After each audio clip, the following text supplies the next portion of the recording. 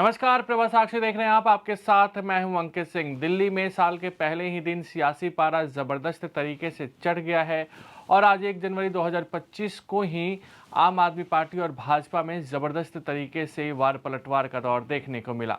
आज सुबह सियासी पारा उस समय चढ़ गया जब अरविंद केजरीवाल ने मोहन भागवत को एक पत्र लिखा और बीजेपी को लेकर निशाना साधा। इसके बाद बीजेपी ने जबरदस्त तरीके से पलटवार किया और साफ तौर पे कहा कि केजरीवाल की इतनी औकात नहीं है कि वह मोहन भागवत को पत्र लिख सके। दूसरी ओर आज दिल्ली के भाजपा प्रदेश अध्यक्ष वीरेंद्र सचदेवा का एक पत्र सामने आया। इसमें उन्होंने केजरीवाल से नए साल में नए संकल्प लेने की बात कही है। उन्होंने साफ तौर पे कहा है कि केजरीवाल को नए साल में झूठे वादे नहीं करने चाहिए, झूठे संकल्प नहीं लेने चाहिए, दिल्ली में शराब बांटने के लिए लोगों से माफ़ी मांगनी चाहिए। वहीं आम आदमी पार्टी साफ तौर पे कह रही है कि भाजपा को झूठ बोलने की आदत है, भाजपा बौखला गई है।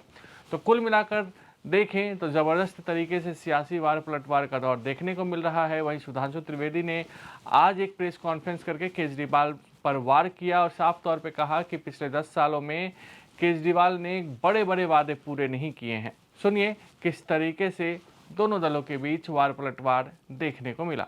हमने एक पत्र अरविंद केजरीवाल को लिखा है क्योंकि नववर्ष का पहला दिन है तो सभी व्यक्ति अपनी बुरी आदतें छोड़ने का प्रण करते हैं और कुछ नए संकल्प लेते हैं। तो हमने भी अरविंद केजरीवाल से निवेदन किया है कि 5 संकल्प हमने जो आपको दिए उस पर अमल करें। पहला संकल्प है कि अरविंद केजरीवाल ये संकल्प लें कि आज नए वर्ष से वो अपने बच्चों की झूठी कसम खाना बंद करेंगे।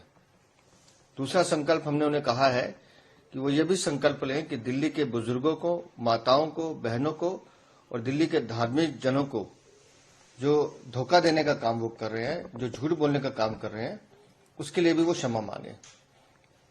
तीसरा हमने उनसे कहा है कि दिल्ली के युवाओं को शराब के नशे में धकेलने की साजिश जो आपने की है उसके लिए आपको दिल्ली से माफी मांगनी चाहिए। चौथा हमने उनसे कहा है कि मां यमुना की सफाई के नाम पर आपने करोड़ों रुपए का घोटाला किया है, दिल्ली को लूटने का काम किया, उसके लिए भी आपको मां यमुना से माफी मांगनी चाहिए।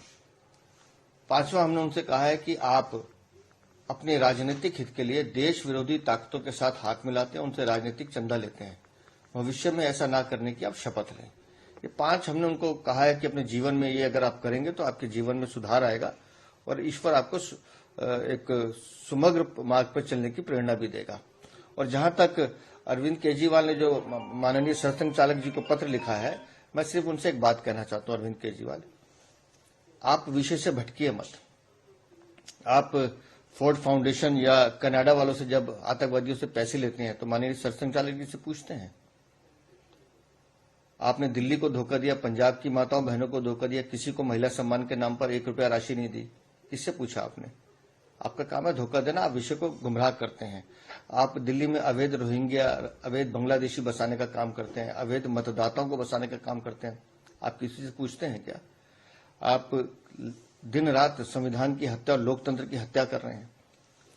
जिस तरह से आप देश के टुकड़े करने की बात करते हैं, ये सब आप माननीय सरसंघचालक जी से पूछ के करते हैं क्या? आप विषय से भटकना चाहते हैं, आपकी औकात नहीं है कि आप माननीय सरसंघचालक जी से बात भी कर सके। उनका नाम लेना तो छोड़ दीजिए, विषय पे रहिए। आप बताइए कि दिल्ली को आपने लूटने और ठगने का काम किया है, उसके लिए दिल्ली वालों से क्षमा मांगिए। और आज की राजनीति में सबसे बड़ी चुनौती सारे राजनीतिक दलों के लिए जो थी वो ये थी क्राइसिस ऑफ क्रेडिबिलिटी, विश्वसनीयता का संकट। एक विचार आम जनता में बना है कि राजनीतिक लोग जो कहते हैं वो नहीं करते हैं। भारतीय जनता पार्टी और एनडीए ने प्रधानमंत्री श्री नरेंद्र मोदी जी के नेतृत्व में इस विचार को बदला। हमने राजनीति में प्रामाणिकता को स्थापित किया और आम आदमी पार्टी उसकी दूसरी एक्सट्रीम है, जो कहते हैं वो कभी नहीं करते हैं। तो मैं सिर्फ आज 10 पॉइंट बताना चाहता हूं जो आम आदमी पार्टी और केजरीवाल जी ने कहे थे और उसका यथार्थ क्या है। उन्होंने कहा था कि जो लटकते हुए तार हैं, अनसेफ इलेक्ट्रिक वायर्स, उनसे वो मुक्त कर देंगे। आज ये सवाल इसलिए है कि 10 साल उनको सरकार में हो गए, उससे पहले भी 2013 में भी उनकी सरकार रही थी। तो 10 साल से अधिक रहने के बाद दिल्ली में लटकते हुए बिजली के तारों की स्थिति यह है कि 26 वर्ष का एक नवयुवक 23 जुलाई 2024 को उन लटकते हुए बिजली के तारों की भेंट चढ़ गया। दूसरा, उन्होंने दावा किया था कि 24 आवर क्लीन ड्रिंकिंग वाटर देंगे। और अभी जब गर्मी आया तो लोगों ने देखा कि उत्तर पश्चिम दिल्ली और बाहरी दिल्ली के क्षेत्रों में किस ढंग से पानी को लेकर हाहाकार था। और पत्रकारों ने भी जाके देखा। चलिए, आप नेताओं की बात पे, राजनीतिक दलों के कार्यकर्ताओं की बात पे विश्वास न करें कि वो उसमें किस प्रकार की दुर्गंध आती थी जिस पानी का प्रयोग करना पड़ता था। फिर इन्होंने कहा वर्ल्ड क्लास एजुकेशन सिस्टम देंगे, यह दावा किया। और इतना ही नहीं, याद करिए, इनके मुंह से निकल गया था दुनिया का सबसे बड़ा अखबार जो है न्यूयॉर्क टाइम्स में छपवाना कितना मुश्किल है। छपवाना शब्द था, कोई जाके उस बाइट को चेक कर सकता है। तो पहले तो पढ़े लिखे मुख्यमंत्री को यह नहीं पता था कि दुनिया का सबसे बड़ा अखबार न्यूयॉर्क टाइम्स नहीं है, दुनिया का सबसे बड़ा अखबार है जापान का यमुनो शिमरी। और अमेरिका का भी सबसे बड़ा न्यूयॉर्क टाइम्स नहीं है, अमेरिका का सबसे बड़ा है यूएसए टुडे। खैर, इस अत्यधिक पढ़े लिखे मुख्यमंत्री को ने कहा छपवाना कितना मुश्किल है। और हकीकत क्या थी कि high court has reprimanded that the flawed education system, और इसमें कई चीजों को लेकर कोर्ट ने अप्रसन्नता जाहिर की। यानी दावा ये और वास्तविकता ये। फिर इन्होंने कहा मेडिकल ट्रीटमेंट को बहुत इंप्रूव करेंगे, और वास्तविकता यह थी कि कोविड के दौरान क्या हाहाकार मचा, और उस हाहाकार के ऊपर ध्यान देने की बजाय प्रचार के ऊपर सारा ध्यान था। आप सबको याद हो कि मोहल्ला क्लिनिकों में जो भ्रष्टाचार की चीजें प्रकाश में आई, जिसमें एक प्रकरण ऐसा था कि एक दिन में 539 लोगों का निस्तारण हुआ, जबकि मोहल्ला क्लिनिक 9 बजे से लेकर 1 बजे तक 4 घंटे में चलती है। 240 मिनट में 539 लोगों का निस्तारण, मतलब 20 सेकंड के अंदर डॉक्टर ने मरीज को देख भी लिया, असेसमेंट कर भी दिया, पर्चा लिख भी दिया और दवा मिल भी गई। और कौन सी ऐसी मोहल्ला क्लिनिक थी जिसकी इतनी कैपेसिटी थी कि सीसीटीवी फुटेज दिखा जाए कि 539 लोग आके कहां खड़े हो गए थे। यह यथार्थ था। उसके बाद उन्होंने कहा पोल्यूशन फ्री एनवायरनमेंट देंगे। आज स्थिति यह है, इसमें कुछ कहने की जरूरत नहीं है। जिस तरह इस समय जाड़े का मौसम चल रहा है, हाँ, हम ये कह सकते हैं कि हम उनको शुभकामना भी देते हैं। केजरीवाल जी का स्वास्थ्य बेहतर हो गया है। मुख्यमंत्री बनने से पहले जिस चीजें नजर आती थी, मगर दिल्ली की आबो हवा की सेहत बहुत खराब होती चली गई है। इसके बाद इन्होंने कहा कि जो कूड़े के ढेर, यानी ये छठा पॉइंट है, कूड़े के ढेर, इनको समाप्त करेंगे। और आज स्थिति यह है कि कूड़े के ढेरों की हाइट बढ़ रही थी। कुतुब मीनार से कुछ मीटर की दूरी के ऊपर, कुछ थोड़ी दूरी के ऊपर जो कूड़े का ढेर है, उसकी हाइट ऐसा समाचारों में आया कि 8 मीटर तक बढ़ गई है। 7वां दावा, दिल्ली महिलाओं के लिए सुरक्षित बनाएंगे।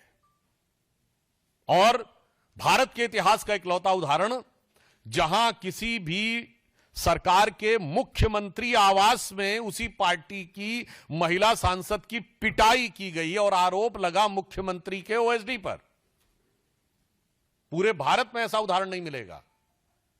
मायावती जी के ऊपर स्टेट गेस्ट हाउस कांड में हमला हुआ था, वो समाजवादी पार्टी की सरकार ने किया, हो तो विरोधी दल था। यहां तो सत्ताधारी दल की, अपनी पार्टी की महिला के साथ। और जो कुछ महिलाओं के साथ अन्य चीजें हो रही हैं, वो किसी से कोई छुपा हुआ नहीं है। जो चीज इनके अधिकार में, ये कहते हैं ना कानून व्यवस्था अधिकार में नहीं। अरे भाई, मुख्यमंत्री आवास के अंदर की सारी व्यवस्था तो आपके अधिकार में थी और मांगने पर सीसीटीवी भी नहीं थे। अब आप देखिए, अगला इनका था कि कच्ची कॉलोनीज जो हैं, उनको बेसिक इम्यूनिटी, जो मूलभूत सुविधाएं हैं, उनसे युक्त कर देंगे। संगम विहार में जिस प्रकार की चीजें देखने को मिली, उससे बहुत साफ है कि यह दावा बिल्कुल यथार्थ के धरातल पर चूर चूर होता नजर आ रहा है। फिर इन्होंने यह कहा था कि जो झुग्गी झोपड़ी के में रहने वाले लोग हैं, उनको स्थायी आवास देंगे। आज 1 दशक पूरा होने के बाद भी यह दावा सिर्फ हवाई दावा है, जबकि प्रधानमंत्री जी के प्रेरणा से चलने वाली योजना में 3024 फ्लैट्स अब तक कालकाजी एरिया में झुग्गी झोपड़ी के लोगों को दिए जा चुके हैं। हम जो कहते हैं वो करते हैं, और जो वो कहते हैं वो कभी नहीं करते। अब यमुना की सफाई, आप सभी को पता है, उनका वीडियो भी अवेलेबल है कि यमुना की सफाई कैसी करेंगे, कि वो नहा के दिखा देंगे और आज स्थिति है कि वो पास जाने में भी हिचकते हैं। जमुना की झाग वाली फोटोएं आप सबने देखी। सबसे पहले तो सभी को नववर्ष की हार्दिक शुभकामनाएं। भाजपा को भी यही कहना चाहूंगी कि वो एक सकारात्मक राजनीति का परिचय देंगे इस साल। ये कामना करती हूं कि अरविंद केजरीवाल जी की फ्री बिजली, फ्री पानी, अच्छा स्वास्थ्य, अच्छी शिक्षा जैसे जनहित कल्याणकारी काम वो अपने 20 राज्यों में भी जरूर अडॉप्ट करेंगे। और जो हमारी नई गारंटियां हैं, जो अरविंद केजरीवाल जी ने 2100 रुपए प्रति महीना हर महिला को देने का वादा किया है, और जो 60 साल से ऊपर बुजुर्गों को अच्छा स्वास्थ्य, फ्री इलाज, चाहे प्राइवेट हो चाहे सरकारी अस्पताल हो, वो देने का वादा किया है, उसमें अड़चने नहीं पैदा करेंगे और सारे जनहित कल्याणकारी कामों में हमारा साथ देंगे। अगर आप भी लेना चाहते हैं देश दुनिया की तमाम जानकारी तो आज ही सब्सक्राइब करें हमारे चैनल को। साथ ही नीचे दिए बेल आइकन को जरूर दबाएं ताकि हर अपडेट आप तक पहुंच सके।